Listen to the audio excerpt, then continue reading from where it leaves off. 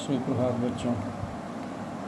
मैं आज मुखलाल संस्कृत उपशास्त्री महाविद्यालय बंधु छपरा भोजपुर से ऑनलाइन क्लास के माध्यम से आप सबों को हिंदी व्याकरण में रचना के आधार पर वाक्य रूपांतर के बारे में बताने जा रहा हूँ। तो इसमें सबसे पहले हम लोग पढ़ेंगे वाक्य के बारे में। वाक्य जो है क्या है? तो जब भी हमें अपने मन की बात दूसरों तक पहुंचानी होती है या ये भी कहिए कि किसी से बातचीत करनी होती है तो हम लोग वाक्यों का सहारा लेकर ही बोलते हैं।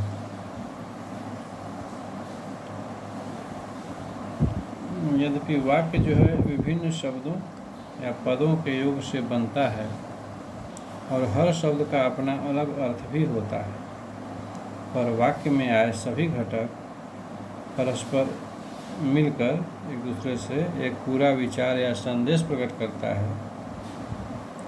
वाक्य जो है छोटा है या बड़ा हो, किसी न किसी विचार या भाव को पूर्णतः व्यक्त करने की क्षमता रखता है। अतः हम लोग यह कह सकते हैं, इसका परिभाषा दे सकते हैं कि ऐसा सार्थक शब्द समूह जो व्यवस्थित हो तथा पूरा आशय प्रकट कर सके वह वाक्य कहलाता है।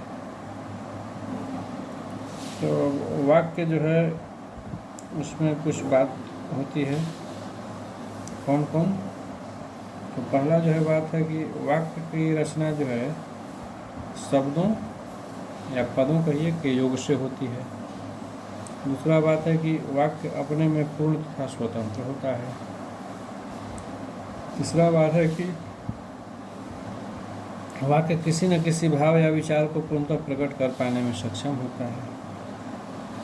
अब उदाहरण हम लोग अगर लें तो उदाहरण के लिए अगर हम लोग देखें तो यदि कोई व्यक्ति यह कहता है कि सफ़ेद जूते हैं तो यह वाक्य नहीं कहा जा सकता है, क्योंकि यहाँ पर किसी ऐसे विचार या संदेश का ज्ञान नहीं होता है जिसे वक्ता बताना चाहता है। जबकि अगर कोई यह कहे कि मुझे सफ़ेद जूते खरीदने हैं तो यह हो जाएगा एगो पूर्ण वाक्य हो जाएगा, क्योंकि यहाँ सफ़ेद जूतों के विषय में बोलने वाले का भाव स्पष्टतः जो है वह प्रकट हो रहा है, स्पष्टतः प्रकट हो रहा है। अब हम लोग वाक्य के अंग देखेंगे। वाक्य के अंग तो प्रत्येक वाक्य के दो खंड होते हैं अथवा दो अंग होते हैं। कौन कौन? यह कर्ता पहला और दूसरा क्रिया। तो कर्ता और क्रिया के विस्तार को क्या कहा जाता है? उद्देश्य और विधेय कहा जाता है। कर्ता और क्रिया के विस्तार को हम उद्देश्य और विधेय कहते हैं। तो उद्देश्य जो है, अब उद्देश्य किसे कहते हैं? अब उद्देश्य किसे कहते हैं? तो वाक्य में कर्ता या उसके विस्तार या जिस व्यक्ति या वस्तु के बारे में कहा जाए उसे हम उद्देश्य कहते हैं।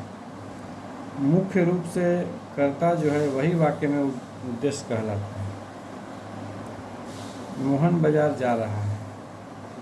अब इस वाक्य में जो भी कुछ लिखा गया है वह किसके विषय में? मोहन के विषय में है, इसलिए इस वाक्य में मोहन ही वाक्य का उद्देश्य है।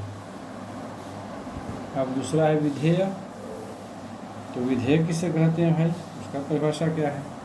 तो वाक्य में कर्ता या उद्देश्य के बारे में जो कुछ भी कहा जाए उसे विधेय कहते हैं। साधारणतः हम लोग यही जानते हैं कि कर्ता उद्देश्य होता है और क्रिया जो है वह विधेय होती है। मोहन बाजार जा रहा है, इस वाक्य में मोहन उद्देश्य है। तो इस बात को पहले ही हम लोग कह चुके हैं कि वाक्य का शेष अंश जो है बाजार जा रहा है वह मोहन के बारे में कहा गया है, इसलिए यह इस वाक्य का विधेय है। जैसे कुछ उदाहरण, उद्देश्य शीला, उसका विधेय बनाइए होगा कि गाना गा रही है। उद्देश्य महात्मा गांधी, उसमें विधेय जोड़ी हमारे प्रिय नेता थे। उद्देश्य हमारे प्रिय नेता राजीव गांधी, तो विधेयक की हत्या कर दी गई। उद्देश्य मैं करता हुआ एक तरह से, तो विधेयक हुआ कल दिल्ली जाऊंगा। तो जैसा कि हम लोग पहले ही कहे कि साधारणतः हम लोग यही जानते हैं कि कर्ता जो उद्देश्य होता है वह क्रिया विधेय होती है। अब उद्देश्य और विधेय का विस्तार देखिए। उद्देश्य और विधेय का विस्तार, वास्तव में केवल क्रिया ही विधेय कही जाती है और क्रिया का कर्ता उद्देश्य कहलाता है, किंतु जो शब्द उद्देश्य और विधेय की विशेषता प्रकट करते हैं अथवा उनके अर्थ में वृद्धि करते हैं वे विस्तारक भी कहलाते हैं, वे विस्तारक कहलाते हैं। अब उद्देश्य के विस्तारक, इसमें उद्देश्य का विस्तारक, तो वह उद्देश्य का विस्तारक किसे कहते हैं?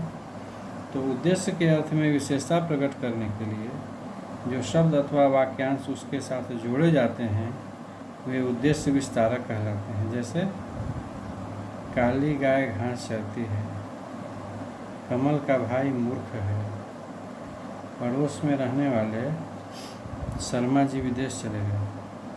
अब इस सब वाक्य में गाय, भाई तथा शर्मा जी उद्देश्य हैं तथा काली, कमल का तथा पड़ोस में रहने वाले, यह जो तीनों है वह क्रमशः उन तीनों उद्देश्यों के अर्थ में वृद्धि करने के कारण उद्देश्य के विस्तारक हैं। तो इस वाक्य को ध्यानपूर्वक हम लोग देखेंगे तो यही पता चलेगा कि उद्देश्य विस्तार शब्द प्रायः विशेषण, संबंध कारक या विशेषण वाक्य होते हैं। पहला वाक्य जो हम बोल रहे थे, कहे थे कि काली, पहला वाक्य में काली जो है शब्द विशेषण है, तो दूसरे में काली गाय घास चरती है। दूसरा वाक्य जो बोला गया था वह था कमल का भाई मूर्ख है, तो इसमें कमल का जो है वह संबंध कारक है। और तीसरा वाक्य जो था पड़ोस में रहने वाले, शर्मा जी विदेश चले गए, तो इसमें पड़ोस में रहने वाले जो वाक्य है वह वाक्यांश है जो कि विशेषण की तरह प्रयुक्त हुआ है। तो यह था विदेश का विस्तारक। अब है विधेय का विस्तारक। तो विधेय के अर्थ में विशेषता लाने वाले शब्द जो हैं वह विधेय विस्तारक कहलाते हैं। जैसे घोड़ा तेज दौड़ रहा है, भावेश परिश्रमी है, राघव खाकर सो जाएगा, विदेशियों ने भारत पर आक्रमण कर दिया। अब इन सब वाक्यों में जो है दौड़ रहा है, जाएगा तथा कर दिया, ये चारों जो है विधेय हैं। तथा तेज, परिश्रमी, खाकर, भारत पर तथा आक्रमण, ये पांचों विधेय विस्तारक हैं। इनमें तेज क्रिया विशेषण, परिश्रमी पूरक, खाकर पूर्वकालिक क्रिया, भारत पर अधिकरण कारक तथा आक्रमण शब्द कर्म है। यही जो है वह विधेय विस्तारक है। अब इन विधेय विस्तारक शब्द पर हम लोग विचार करेंगे तो यह स्पष्ट होगा कि क्रिया विशेषण पूरक, पूर्वकालिक क्रिया, करण से लेकर अधिकरण तक के कारकों में से कोई सा कारक और सकर्मक क्रिया का कर्म ही प्रायः विधेय विस्तारक हो सकते हैं। अब पदों का क्रम तथा उसका नियम के बारे में हम लोग पूछेंगे। तो हिंदी के वाक्य में पद क्रम के कुछ नियम हैं, जिसमें पहला नियम है कि कर्ता पहले और क्रिया अंत में होती है। जैसे वह गया, राम पुस्तक पढ़ता है, रमेश चलते चलते शाम तक वहाँ जा पहुँचा। अब इस सब वाक्य में वह, राम तथा रमेश करता है पहला शब्द है, और गाय और गया पढ़ता है, जा पहुँचा यह क्रिया है, यह अंतिम शब्द है। अब इसमें अगला नियम है कहा कि क्रिया का कर्म या उसका पूरक क्रिया के पहले आता है तथा क्रियाकर्ता के बाद। जैसे मैंने सेव खाया, अब पिता ने पुत्र को पैसे दिए। इन वाक्यों में सेव पुत्र तथा पैसा कर्म है, खाया और दिए क्रिया तथा मैंने और पिता जो है वो करता है।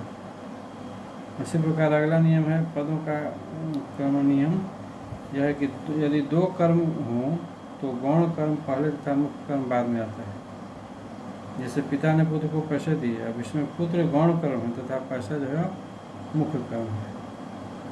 इसी प्रकार आगे चौथा है कि कर्ता कर्म तथा क्रिया के विशेषक, यानी विशेषण या क्रिया विशेषण अपने अपने विशेष से पहले आते हैं। जैसे मेधावी छात्र मन लगाकर पढ़ रहा है। अब इस वाक्य में मेधावी है जो है विशेषण तथा मन लगाकर जो है क्रिया विशेषण, जो दोनों क्रम से अपने अपने विशेष छात्र संज्ञा तथा क्रिया जो है पढ़ रहा है इससे पहले आया है।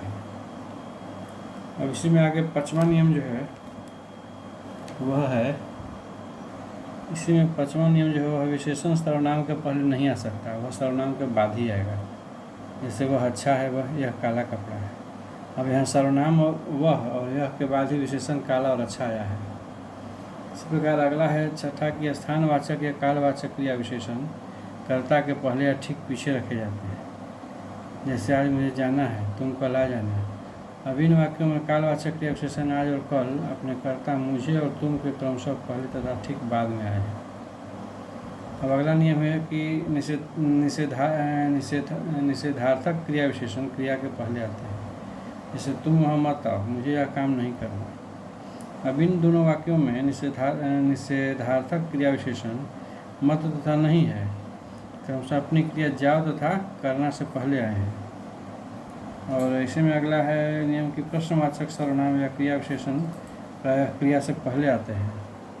जैसे तुम कौन हो, तुम्हारा घर कहाँ है। अब इस वाक्य में प्रश्नवाचक सर्वनाम कौन था, क्रिया विशेषण कहाँ, क्रिया से पहले आए हैं, किंतु जिस क्या का उत्तर हाँ या ना में हो वह वाक्य के आरंभ में आता है।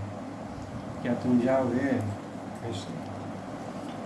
इसी में अगला नियम है कि प्रश्नवाचक या कोई अन्य सर्वनाम जब विशेषण के रूप में प्रयुक्त हो तो संज्ञा से पहले आएगा। जैसे यहाँ कितनी किताबें हैं, कौन आदमी आया है। अब इन दोनों वाक्यों में यहाँ तथा कौन प्रश्नवाचक सर्वनाम विशेषण के रूप में प्रयुक्त होकर क्रमशः किताबें तथा आदमी संज्ञा से पहले आए हैं। अब इसमें अगला नियम है कि संबोधन तथा विस्मयादि बोधक शब्द प्रायः वाक्य के आरंभ में आते हैं।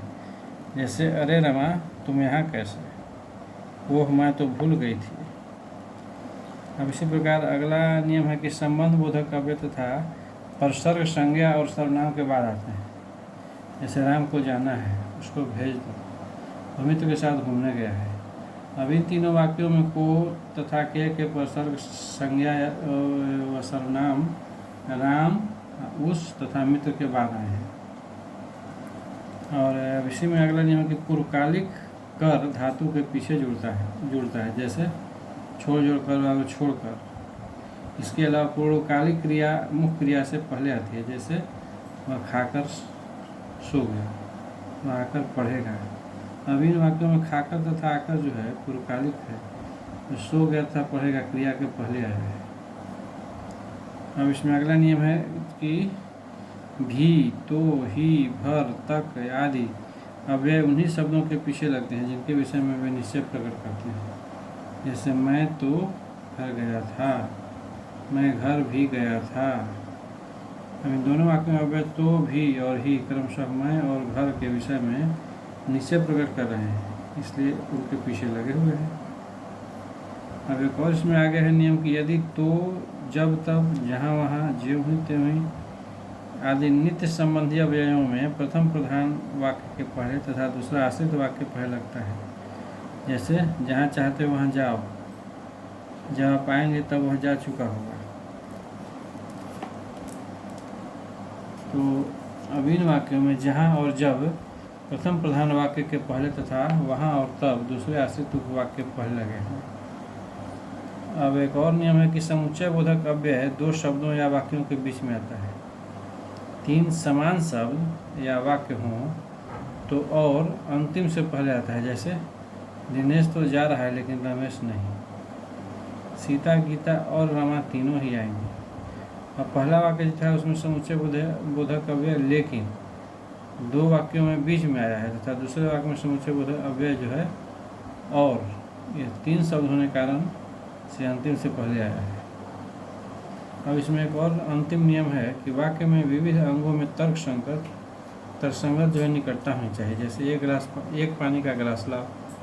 अब इस वाक्य में एक पानी जो है निरर्थक है, पानी का एक गिलास लाओ यह सार्थक है। तो